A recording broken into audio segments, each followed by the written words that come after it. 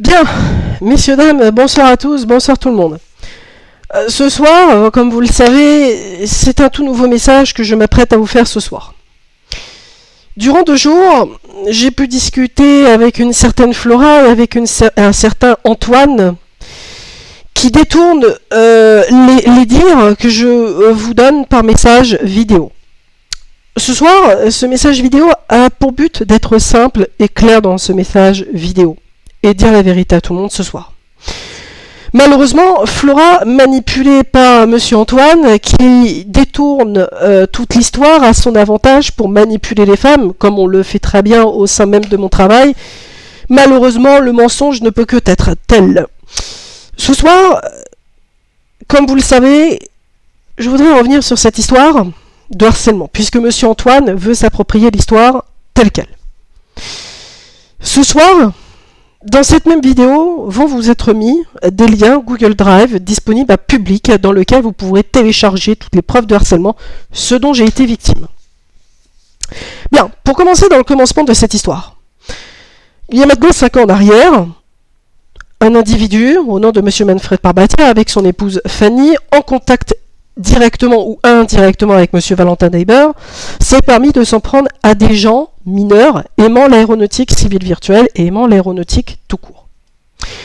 Ce dernier ne s'entourant pas des bonnes personnes, je parle de M.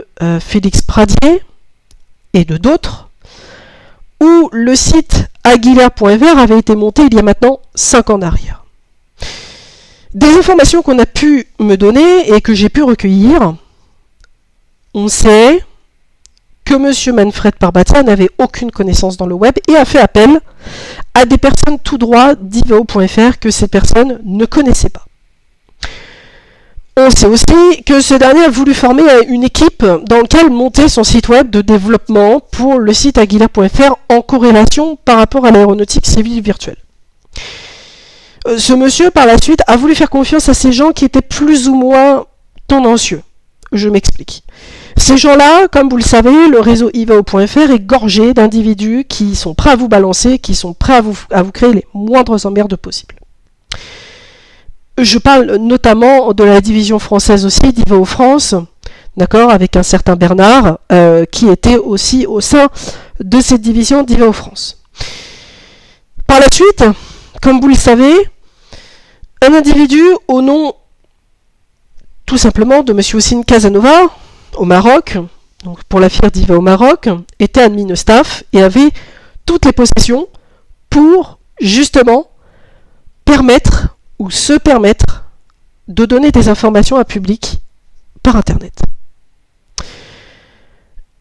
Par la suite, plusieurs personnes m'ont avoué que M. Houssine Casanova avait un passé qui était lourd de conséquences, de piratage informatique et de liens plus ou moins tendancieux dans lequel ce dernier voulait s'approprier énormément de choses et dont lui-même était en contact avec M. Paul Alexandre. M. Paul Alexandre, pareil, division sénégalaise, a voulu s'approprier des choses en essayant de manipuler des hauts staffs d'Ivao pour obtenir des informations confidentielles. Tout dans le but de s'allier avec M. Manfred Parbatia. Pourquoi ?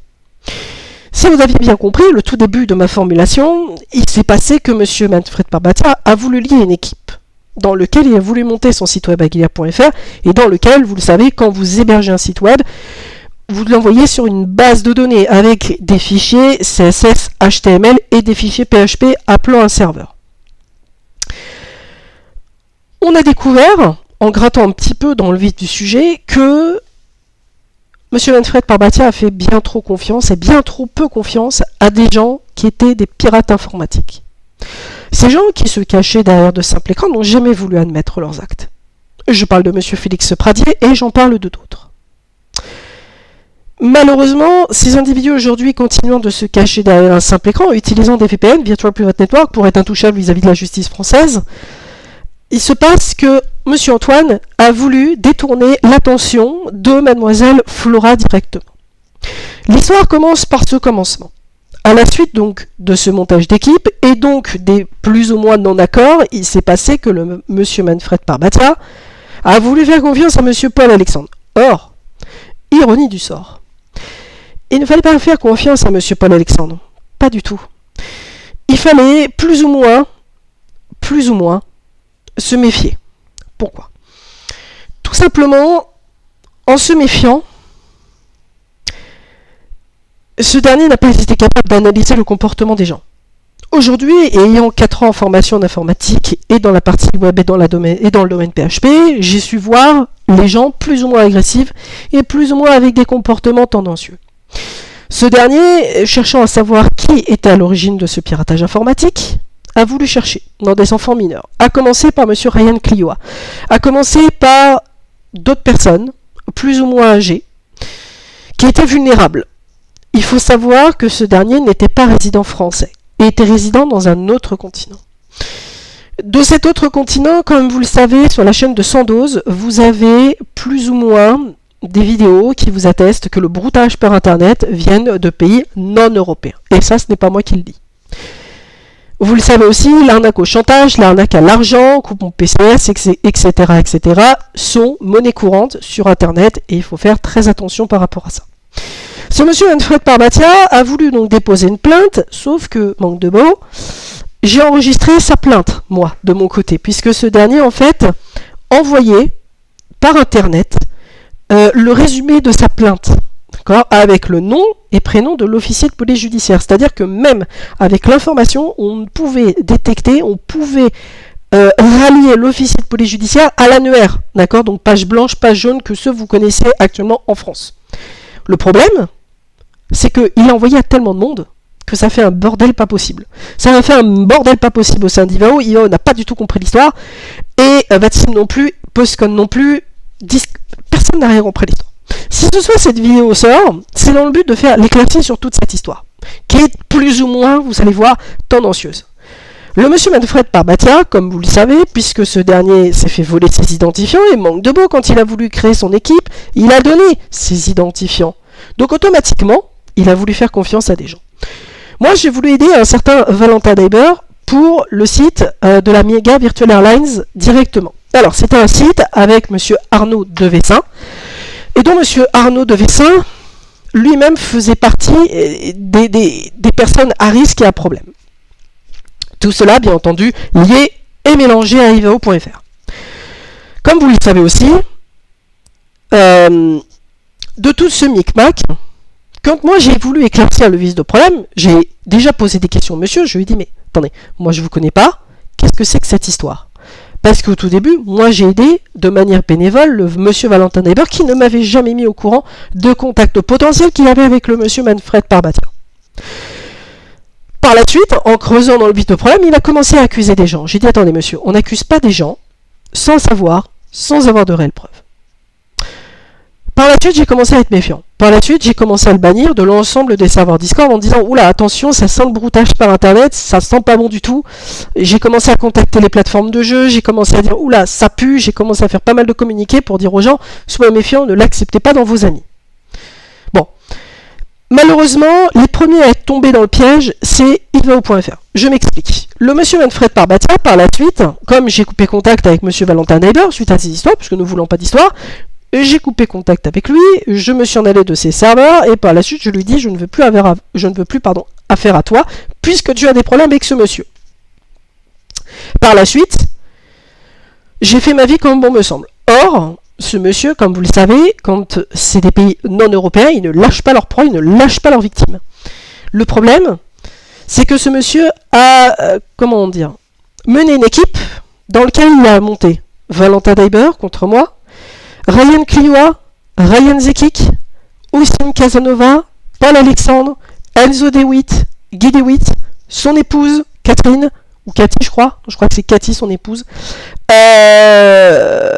Ensuite, il a monté Monsieur Ozan Guven, Monsieur Aero 3D, Monsieur ChrisFX et Monsieur Aloman66X, autorisant donc la culture du viol vis-à-vis des femmes. Ce soir, je voudrais être simple dans ce message. Je ne suis pas à l'origine de piratage informatique.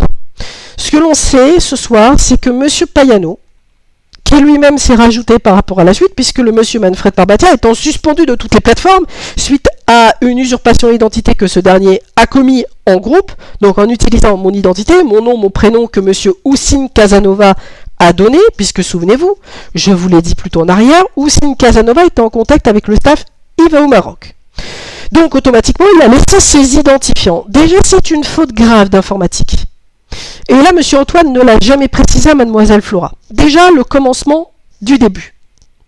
Par la suite, en creusant un petit peu plus encore, j'ai découvert que mes données, donc mon adresse IP, mon adresse mail, mon nom, mon prénom, ma géolocalisation avaient été données en clair à ce monsieur, et dont ce monsieur a affirmé que OVH avait dit que j'étais responsable de ce piratage informatique. Or, par la suite, j'ai voulu mener mon enquête. Puisqu'il parle d'OVH, très bien, j'ai appelé le service client. J'ai dit, dites-moi, qu'est-ce que c'est que cette histoire? Pourquoi vous donnez mon nom à public? Comment ça se fait que des données publiques, des données privées sont dévoilées en public? OVH n'était pas du tout au courant de l'histoire. J'ai eu donc un administrateur, j'ai eu le directeur même d'OVH, donc par téléphone, donc la supervision, qui n'était pas du tout au courant. Ils m'ont fait une recherche pour moi sur Whois par rapport au site aguila.fr. Et on a découvert que le site n'était pas du tout hébergé chez OVH. Déjà, premier mensonge de la part de M. Manfred Parbatia. Donc, on ne sait pas sur quel site était-il hébergé. Peut-être Wix, peut-être Free, peut-être un autre opérateur, on ne saura jamais. Ce qu'il faut savoir aussi, c'est qu'en creusant aussi dans le vif du sujet, OVH m'a dit attention, le site aquila.fr, quand nous on y arrive, on nous dit que c'est un site phishing. Qu'est-ce qui est du phishing? Du phishing, c'est en clair, vous laissez vos coordonnées à public, avec votre nom, votre prénom, vos identifiants, etc., etc. Ça, c'est ce qu'on appelle du phishing. Du phishing, plus ou moins, c'est en clair, vous donnez en fait vos identifiants, en fait, en clair, votre nom, votre prénom, votre adresse email, tout. Et ça, c'est pas quelque chose à faire. Déjà, moi, j'avais un antivirus qui était Bitdefender, et qui l'est d'ailleurs toujours, d'ailleurs, qui est un très bon produit, Bitdefender Mobile Security et Bitdefender. Donc, il assure quand même la protection de bon nombre de millions, voire milliards d'utilisateurs sur Terre. Ce qu'il faut savoir, c'est que ce monsieur, derrière tout ça, a voulu se faire justice lui-même. Il a commencé à dire oui, mais c'est monsieur Ryan Zekik, ensuite c'est monsieur Ryan Kliua, ensuite c'est lui, ensuite c'est lui, ensuite c'est lui. Il est tombé sur moi. Moi, pas de chance, je lui dis mon garçon, tu vas arrêter de m'accuser parce que je t'ai rien fait, je te connais pas. Par la suite, j'ai appelé son épouse, et par la suite, je lui ai dit madame, j'en peux plus, votre mari, faites quelque chose, moi j'en peux plus, s'il faut le suspendre, s'ils vont vous suspendre et si vous coupez internet, je le ferai sans problème. Problème, c'est que ce type a mêlé d'autres personnes. Payano, que vous connaissez, Enzo DeWitt, Guy DeWitt, ainsi que M. Ozan Guven, M. Hero3D, ChrisFX, ainsi que M. Aloman66X autorisant la culture du viol.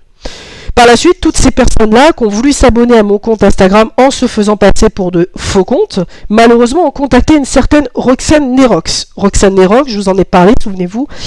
Et donc, en fait, il s'avérait que c'était un faux compte qui était en fait en contact avec Aloman66X, Payano, Enzo DeWitt, Guy DeWitt, etc., etc. Problème, c'est que, en clair, ça sentait pas très très bon. Donc déjà, j'ai commencé à dire, oh, c'est bizarre. Et par la suite, moi j'ai commencé à faire suspendre tous ces gens. Parce que par la suite, moi j'ai proposé ma candidature en tant que directeur de la division française sur Postcon France. Il faut savoir que par la suite, ces personnes m'ont fait la peau. Très clairement, ils ont détourné des informations, ils se sont fait passer pour moi, ils ont créé des comptes pédopornographiques sur des sites pédopornographiques, ils ont créé des faux comptes sur Instagram avec des contenus à caractère islamiste dans lesquels je ne suis pas du tout tenue au courant. Je l'ai découvert puisque une personne de ma famille travaille dans les autorités et dont malheureusement en fait les autorités sont déjà prévenues de ce problème. Donc vous voyez un petit peu où est le vice de problème. Donc revenons à IVO France. IVO France, comme vous le savez, avec monsieur Mathias Pamienko et mademoiselle Eudé Philippe, que je vous ai dit dans bon nombre de communiqués, ont eux aussi été piégés. Pourquoi? Parce que, si je reprends le vice de problème, monsieur Manfred Parbatia avait lié déjà une équipe contre moi. Ces personnes-là ont pris mon identité de par IVO Maroc. Donc quand j'ai demandé à IVO qu'est-ce que c'est que cette histoire à IVO Maroc, tout de suite, on a coupé le son et tout de suite je me suis fait bannir. J'ai dit mais pour quelle raison? Et par la suite, en fait, ils avaient créé un faux compte Facebook, se faisant passer pour moi. Par la suite, ce faux compte Facebook, je l'ai signalé, il a été fermé par Facebook. J'ai à même d'envoyer ma pièce d'identité, mon permis de conduire et tous les documents administratifs qu'on vous demande lors des ouvertures de compte. Par la suite, Truc SMP est aussi tombé dans le panneau, une première fois, où j'ai été lavé de tout soupçon. Une deuxième fois, où en fait, cette fois-ci, ils ont autorisé une vidéo qui reflétait un quart, une petite moitié du harcèlement que j'avais subi en convoi. Comme vous le savez, vous avez eu toutes les vidéos disponible sur un autre communiqué que je vous invite à revoir du cadre de harcèlement. Par la suite, ces personnes ne se sont pas arrêtées là. Ils ont appelé mes membres de ma famille, donc mes parents, mes grands-parents, etc., etc. En plein milieu de nuit, entre 2 et 5 heures du matin. Par la suite, mon père travaille dans les autorités. Aujourd'hui, je n'entends plus parler de cette histoire, mais a priori, il y a une plainte en cours qui suit son cours et dont je n'ai pas trop le droit d'en savoir. Donc, ça, c'est plutôt géré dans la partie cadre de harcèlement. J'ai été obligé et contraint de changer de numéro de téléphone et ma famille aussi. Donc, par la suite, tout a été changé. Monsieur Payano, étant en contact donc avec Monsieur Loman 66X, qu'a-t-il fait? Il a dit à Roxane, oui, mais ton fameux Mathieu là, il couche avec des nanas et il n'est pas très honnête. Sauf que la Roxane, naïve, ils ont fait un photomontage dans lequel ils ont pris des conversations qui ne leur appartenaient pas et donc par la suite ils ont menti à Roxane. Ils l'ont envoyé au lit avec Monsieur Loman 66X, donc Monsieur Alocu comme je dis. Le problème, c'est que la fameuse Roxane aujourd'hui, elle n'a plus du tout confiance en moi. Pourquoi? Parce que tout simplement, elle pense que je suis un menteur. Pas du tout. Je ne suis pas un menteur. Je suis moi-même apprécié dans le monde du travail et dans la vraie vie.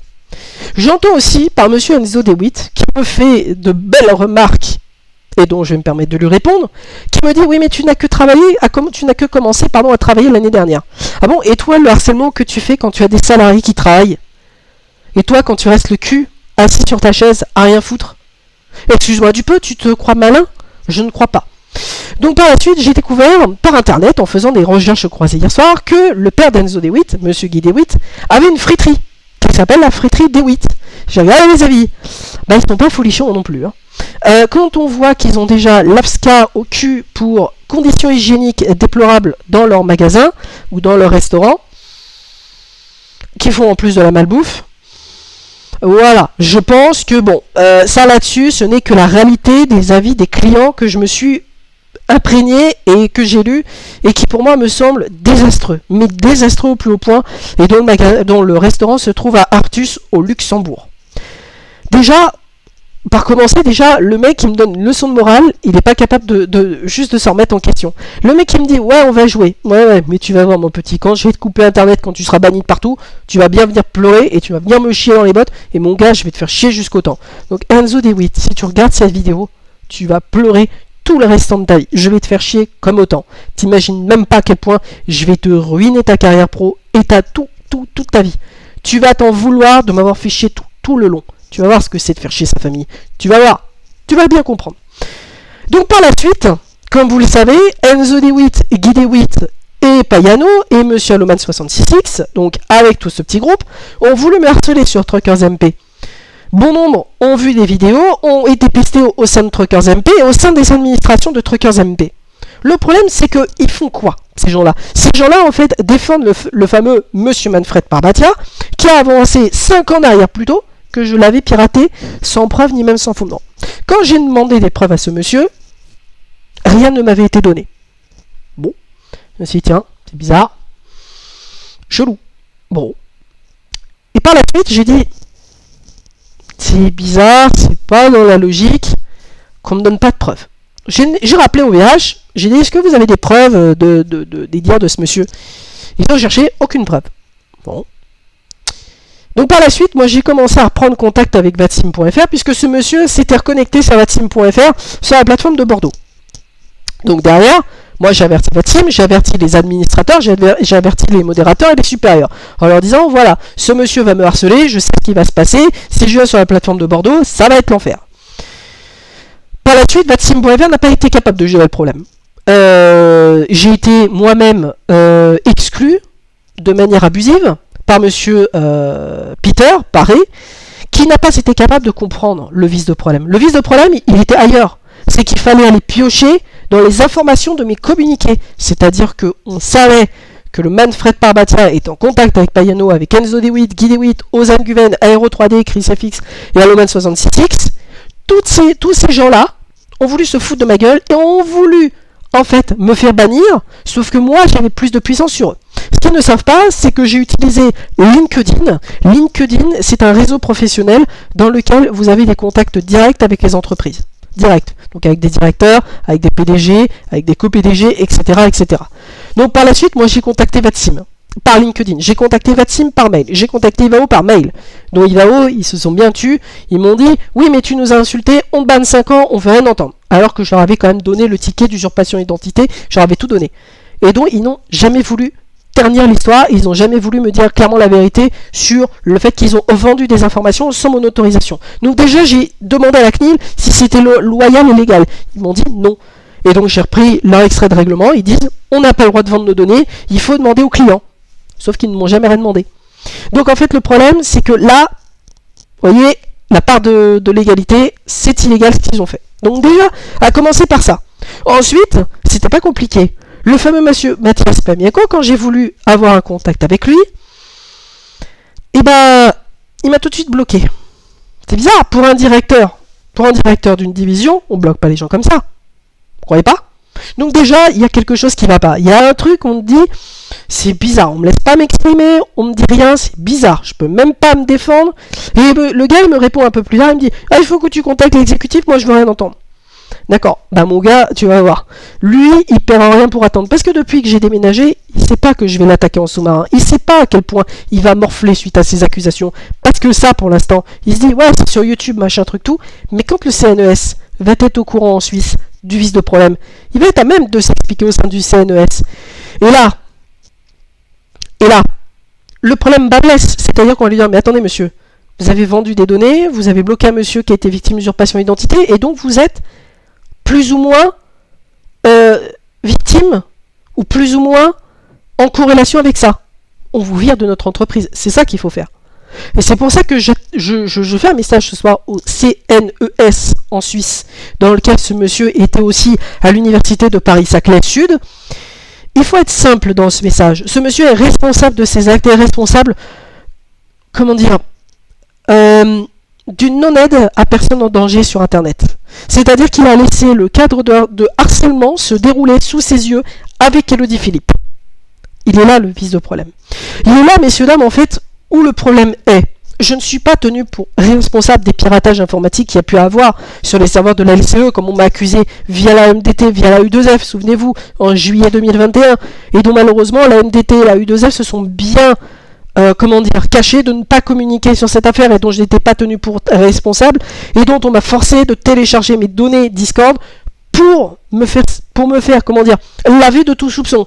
Par la suite, j'aurais envoyé tout ça, et donc par la suite, j'étais lavé de tout soupçon. Donc déjà, ils n'ont pas communiqué sur cette affaire puisqu'ils avaient sali l'image de mon entreprise au sein de Truckers MP. Vous voyez un petit peu comment les gens se sont fait manipuler. Là, vous allez comprendre, vous allez vous dire, attends, on s'est fait manipuler par des pirates informatiques? Oui, messieurs, dames. Oui, vous avez bien compris. Tous ces gens-là qui étaient contre moi, je ne les connais pas. Que ce soit de près ou de loin. Je ne les connais pas, ces gens-là. Je ne les ai jamais vus. Ces gens-là, je ne les connais pas. Et non, malheureusement, j'ai été dans l'obligation, au vu du cadre de harcèlement qu'ils m'ont fait, de les suspendre de toutes les plateformes de jeu. Vatsim, Ivao, Postcon, Truckers MP, etc., etc. Ces personnes-là sont très dangereuses. Comme vous le savez, ces personnes-là utilisent mon image, mon droit à l'image sans autorisation, et reprennent l'ensemble de mes communiqués pour faire des photomontages qui sont utilisés ou détournés par M. Payano.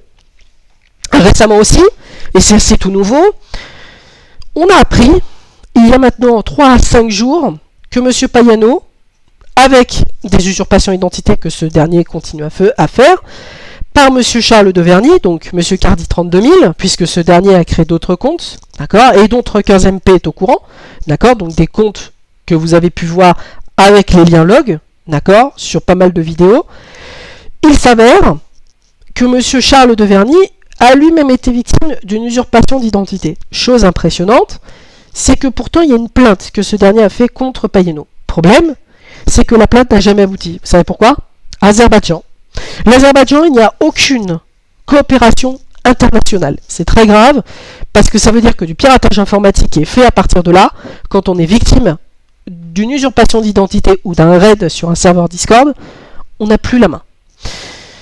Nous-mêmes, moi-même et mon équipe, nous avons changé l'invitation sur les 2 serveurs, P3D ETS2 et celui du Discord des routiers de France.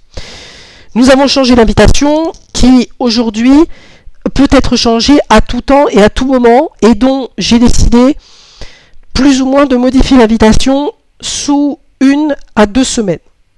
C'est-à-dire que si on s'aperçoit qu'un nouveau raid a lieu, on supprimera l'invitation et on la rechangera. Et on n'avertira personne. On peut la changer n'importe quand et à n'importe quel type de moment.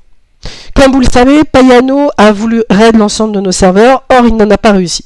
Comme vous le savez, quand vous arrivez sur le serveur, vous avez en attente d'entretien et par la suite vous êtes bloqué dans un salon sur lequel vous n'avez aucun droit de parler.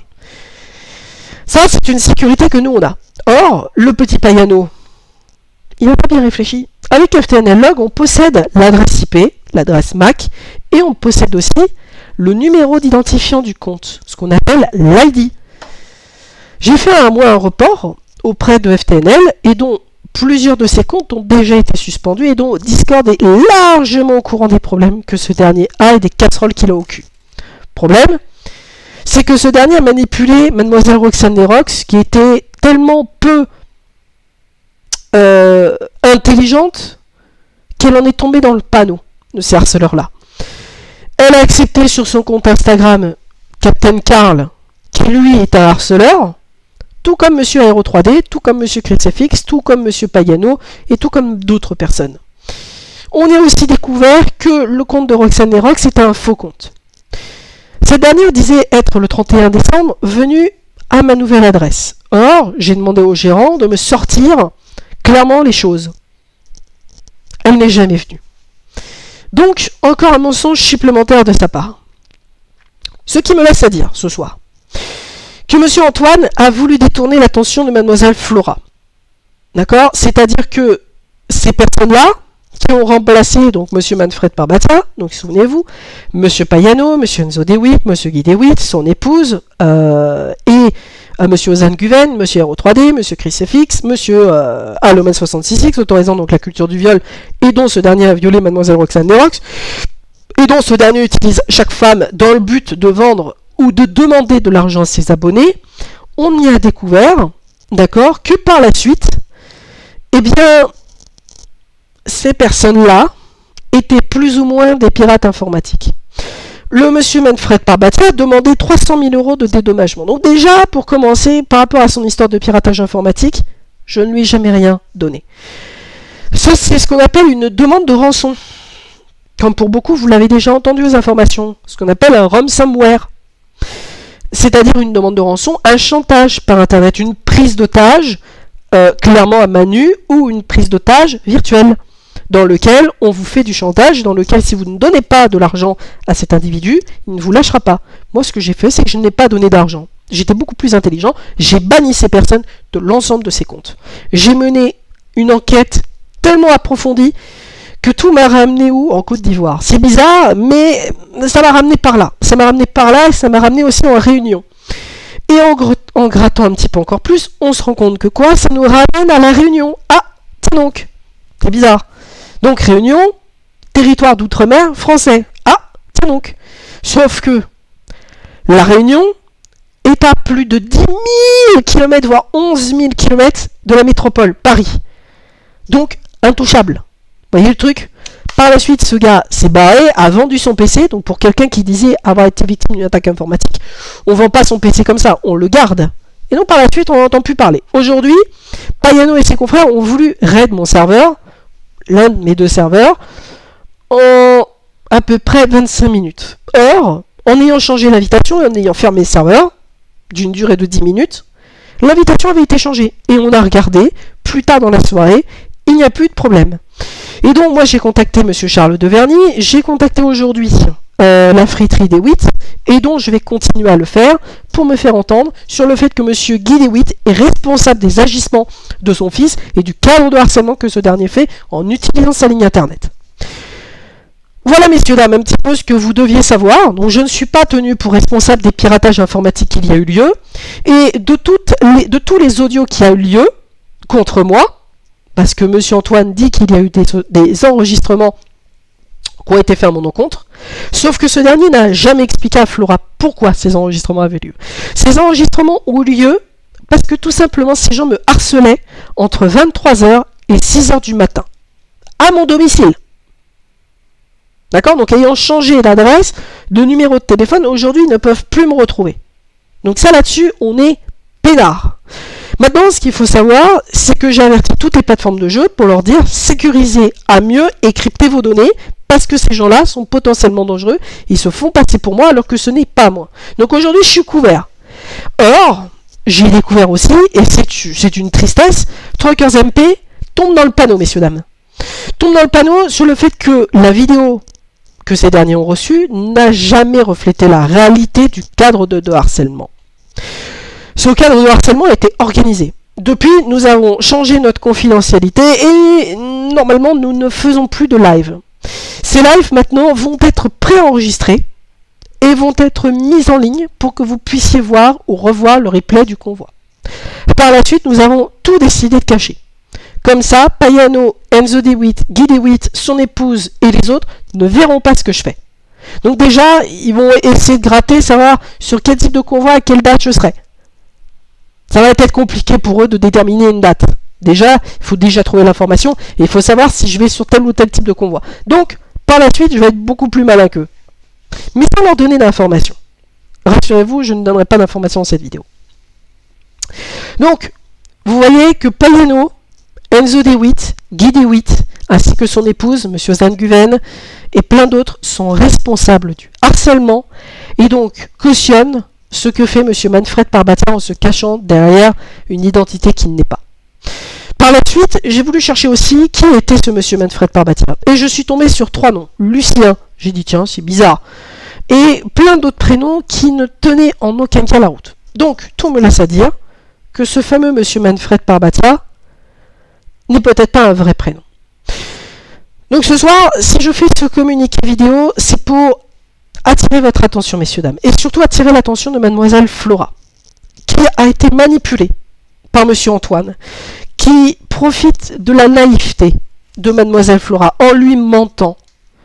Mentir est la pire des choses, et la pire des saloperies.